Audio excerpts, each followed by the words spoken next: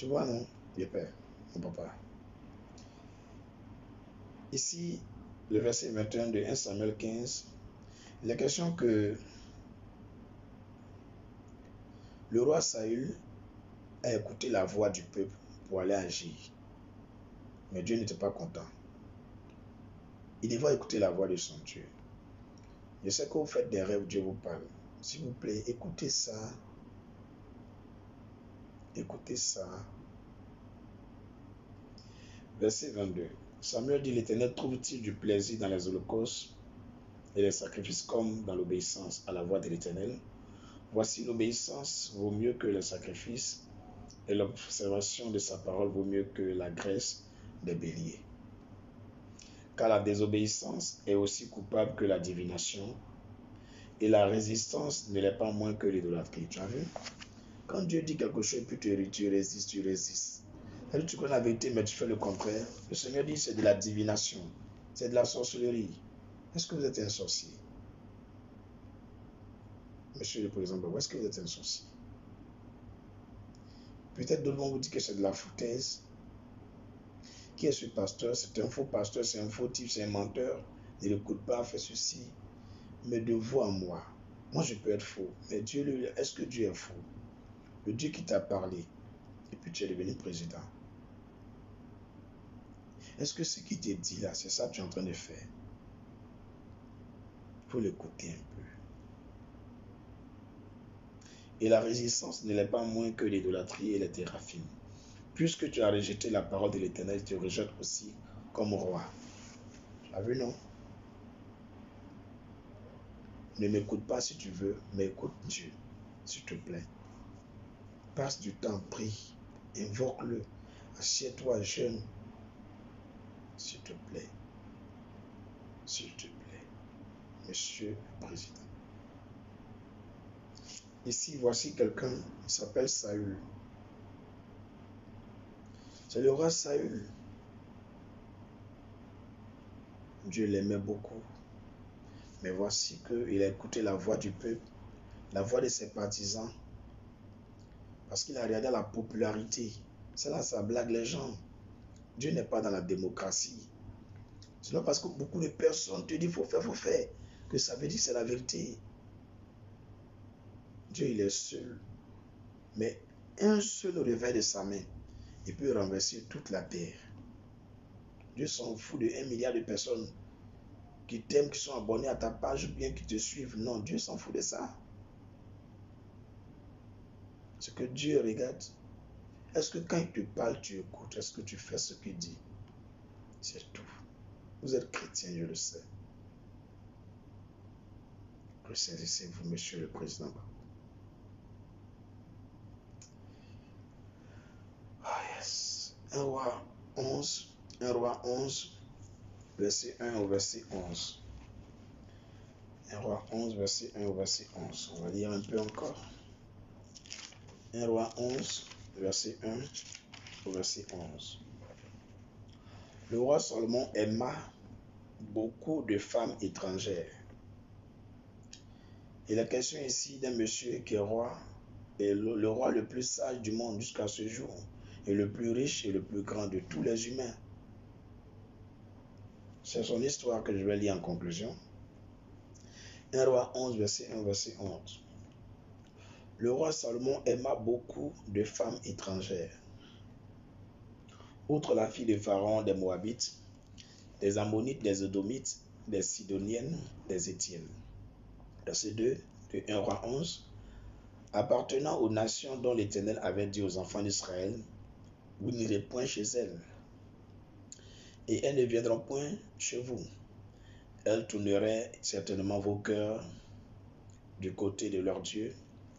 Ce fut à ces nations que s'attacha Salomon, entraîné par l'amour. Je dis bien entraîné par l'amour. Il eut 700 princesses pour femmes et 300 concubines. Et ces femmes détournaient son cœur. Bon, moi je ne peux pas m'occuper de foyer quelqu'un, mais c'est pas à cause d'infidélité que Dieu est fâché. C'est pas à cause d'adultère que Dieu est fâché. C'est pas à cause de concubine maîtresse que Dieu est fâché. Mais Dieu est fâché à cause de quoi? Verset 4. À l'époque de la vieillesse de Salomon, ces femmes inclinèrent son cœur vers d'autres dieux. À l'époque de la vieillesse de Salomon. Vieillesse de Salomon. À la vieillesse de Salomon. Et vous n'êtes pas jeune. S'il vous plaît, lisez votre Bible, monsieur le président Gbagbo Laurent.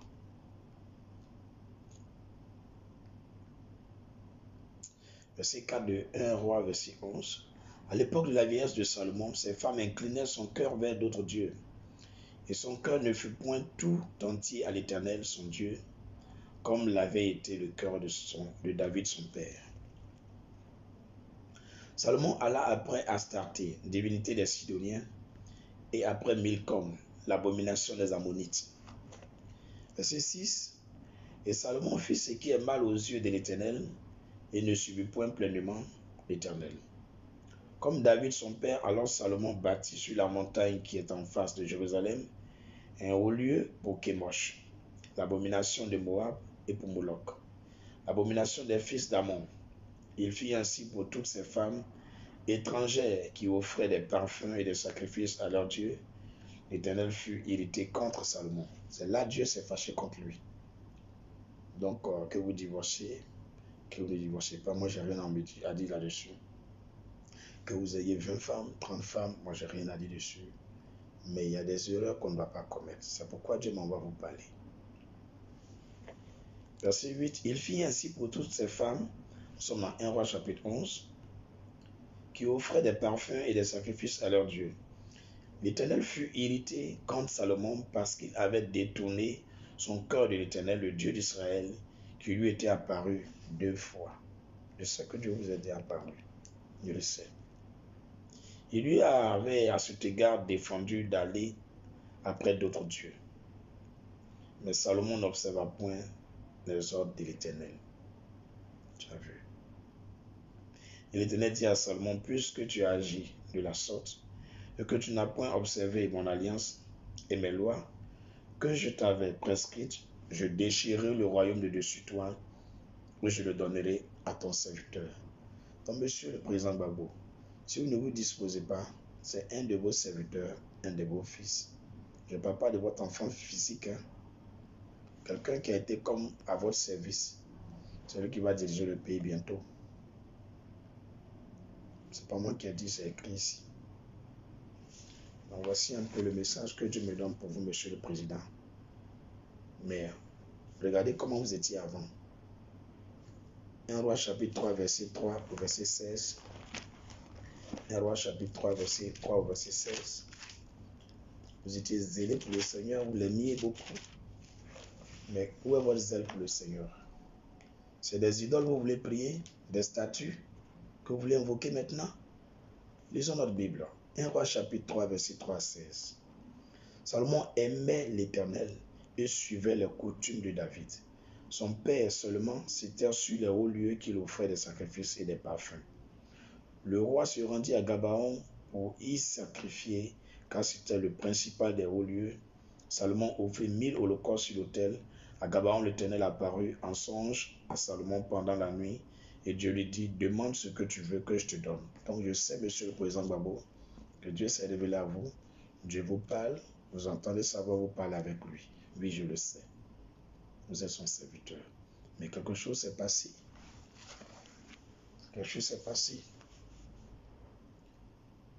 Quelque chose s'est passé. Vous avez choisi d'adorer les idoles. Je n'ai pas dit nom d'une église, ni nom de qui que ce soit. Si aujourd'hui quelque chose va se passer dans votre vie, ce n'est pas parce que vous avez 8 femmes ou 5 femmes, là je vous le dis. Mais c'est parce que vous avez choisi d'adorer les idoles.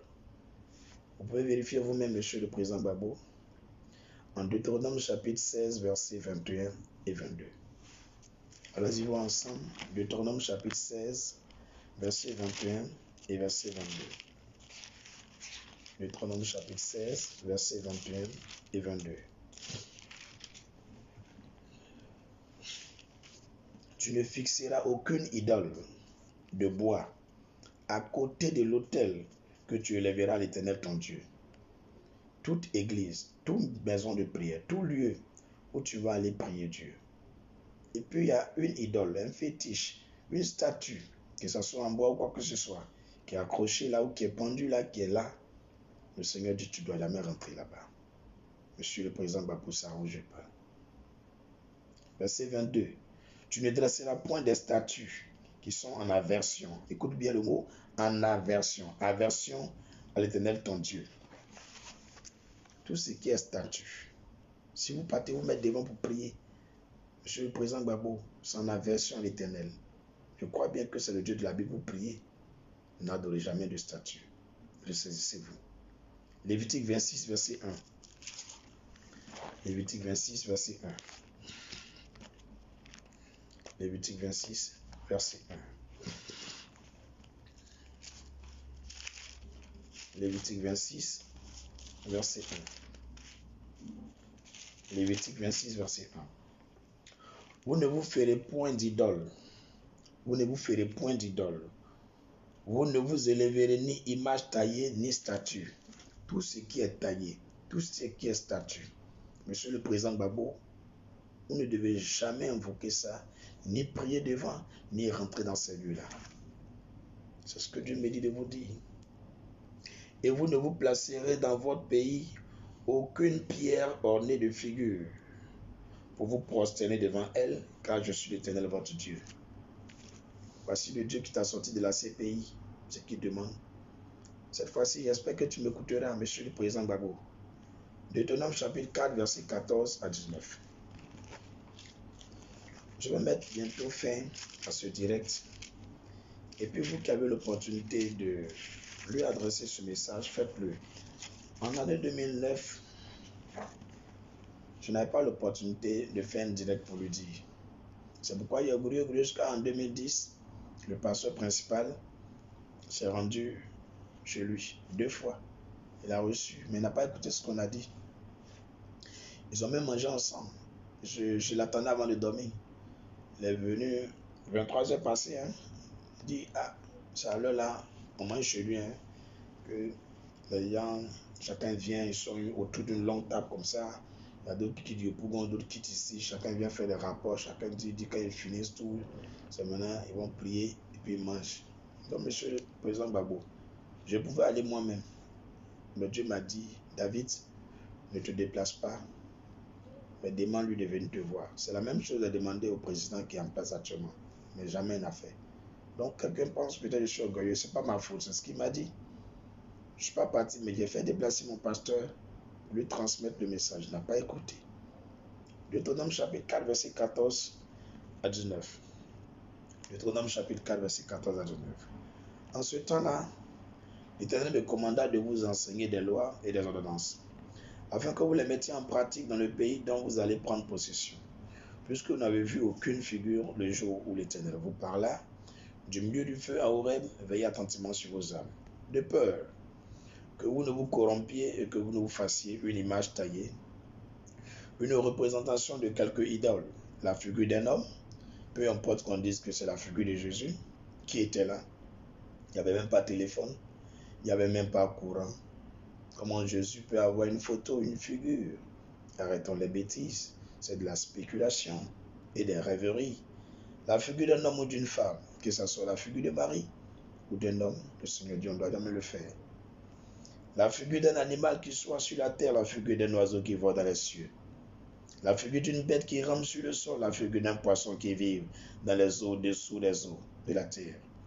Veille sur ton âme, monsieur le président, de peur que levant tes yeux vers le ciel et voyant le soleil, la lune, les étoiles, toute l'armée des cieux, tu ne sois entraîné à te prosterner en leur présence et à leur rendre un culte. Ce sont des choses que l'Éternel ton Dieu a données en partage à tous les peuples sous le ciel tout entier. Alléluia. Donc, monsieur le président Babo, vous qui êtes ses partisans, c'est mon message qui est là. Et avant de couper le direct, on va lire un dernier passage. Apocalypse chapitre 2, verset 1 à 5. Et je vais couper le direct. Et que là, il est 23h11. Je cherche à m'étendre un peu et me lever peut-être vers 4h, vers 1h, 2h là. Et puis prier un peu. très fatigué. Ceux qui m'ont vu aujourd'hui à l'église depuis matin, je suis en train de bosser là-bas avec le serviteur de Dieu, travailler un peu dur là-bas. Apocalypse chapitre 2, verset 1 au verset 5. C'est ma dernière parole pour vous, monsieur le président Gbagbo. Écrit à l'ange de l'église d'Éphèse, voici ce que dit celui qui tient les 7 étoiles dans sa main droite. Celui qui marche au milieu des 7 chandeliers d'or. Je connais tes œuvres, ainsi parle ton Dieu, ton travail et ta persévérance. Je sais que tu ne peux supporter les méchants, monsieur le président Gbagbo, et que tu as éprouvé ceux qui se disent apôtres qui ne le sont pas, et que tu les as trouvés menteurs. Oui, beaucoup de pasteurs t'ont blagué, t'ont conduit dans l'erreur. Voici ma main levée vers le ciel. Je n'ai jamais mangé 100 francs, ni 25 francs d'un président, ni d'un politicien, et je ne le ferai jamais. Si je m'en rends compte que cet argent qu'on me donne vient d'un président, je ne prendrai pas. Je ne prendrai jamais. Donc, monsieur le président Gbagbo, je ne faisais pas partie de ceux qui sont allés vous extorquer de l'argent. Ce n'était même pas mon but de venir faire ce direct, mais je le fais par amour pour le Seigneur et par crainte de notre Seigneur Dieu. Et aussi par amour pour vous, s'il vous plaît, au moins une seule fois de votre vie, apprenez à écouter un de vos enfants. Peu importe ma condition, apprenez à écouter un peu, monsieur le président. Même si je suis à propos, écoutez un peu.